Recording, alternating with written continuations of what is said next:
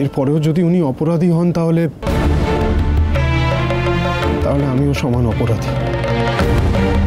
বিয়ের রাতে সুধার অতীতের ব্যাপারে আমি সবটা জেনে গেছিলাম। সবটা জেনে আমি বিয়েটা ভাঙতেই পারতাম, কিন্তু ভাঙিনি। কেন? কারণ আমি জানতাম ঠাম্মি, আমি যদি বিয়েটা ভেঙে দিই তাহলে তোমার সম্মান নষ্ট হবে, আমাদের পরিবারের সম্মান নষ্ট হবে, বসু মল্লিক পরিবারের মাথা হেঁট হয়ে যাবে। তাই সত্যিটা জেনেও আমি সবটা নিজের ভেতরে চেপে রাখি, সবার থেকে আড়াল করে বিয়েটা করে ফেলি ঠাম্মি।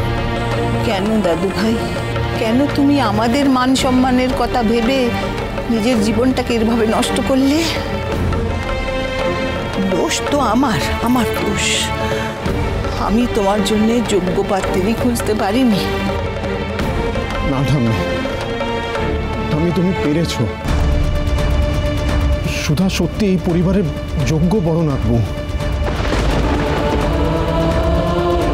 সুধার অতীত জানার পরেও তুমি এই কথা বলছো? হ্যাঁ ঠাম্মি, বলছি। সুধাকে ছাড়া না আমি আমার জীবনে আর কাউকে দেখতে পারবো না ঠাম্মি। সত্যি বলছি, ওনার থেকে বেশি যোগ্য আর কেউ হতেই পারে না। সত্যি হতে পারে না।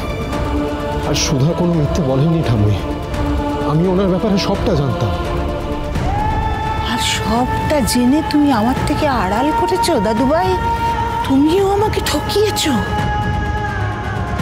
আর ওর অন্যায়টাকে সমর্থন করেছো। সুধা কোনো অন্যায় করেননি ঠাম্মি। সত্যি আড়াল করা অন্যায় দাদুভাই। কিন্তু উনি তো আড়াল করতে চাননি, উনি সবসময় তোমাকে সবটা বলতে চেয়েছিলেন।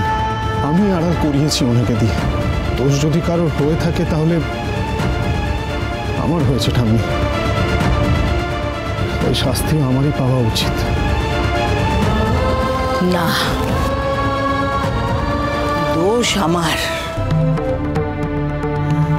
আমার শিক্ষা, আমার সংস্কৃতিতে হাঁক থেকে গেছে। কি বলছো তুমি ঠাম্মি?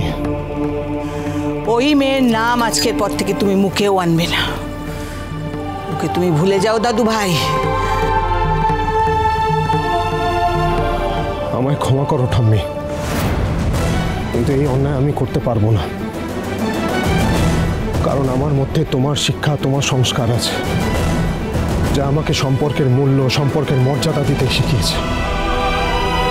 শুধুমাত্র সুধা ডিভোর্সি বলে আমি ওনাকে ভুলে যেতে পারবো না, মন থেকে মুছে ফেলতে পারবো না ঠাম্মি।